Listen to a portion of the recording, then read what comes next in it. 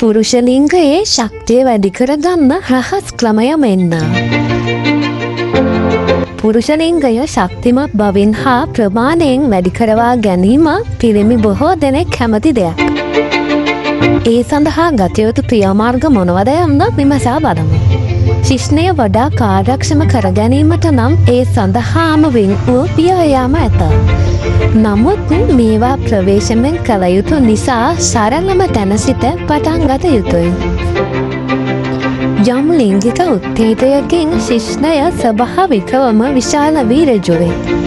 එවිට මෙම ව්‍යායාම ඇරඹිය හැක. සාමාන්‍ය පුටුවක කෙළවරට වන්නට වාඩි වී ශිශ්නයෙහි ඉහළ කෙළවරට තුවායක් තබා වෙනත් කිසිදු සහයකින් තොරව එය ඔසවන්නට උත්සාහ කරන්න. වෙහෙසින් තොරව එය සිදු කිරීමට හැකිනම් දෙවන අදියරයට යන්න. තුවාය හොඳින් තෙත් කර බර ටිකක් වැඩි කර පෙර ක්‍රමයම අනුගමනය කරන්න.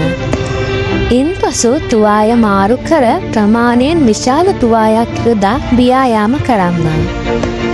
අවශ්‍ය නම් ශිශ්නයේ තෙල් ආලේප කිරීම වරදක් නොවේ. තවත් ව්‍යායාම ඇතිමුත් පළමුව මෙය සති 2-3ක් ප්‍රගුණ කරන්න. අවාසනාවට ශිශ්නයේ ප්‍රමාණය ජාන පදනම මත තීරණය වේ. ආහාර මේ මත බලපෑමක් නැත. නමුත් කිරි පිත්තර සමන් පීකුදු තක්කාලි කැරට් බතර වැනි ආහාර ව්‍යායාම සඳහා ශිශ්නයට ශක්තිය ලබා දේ.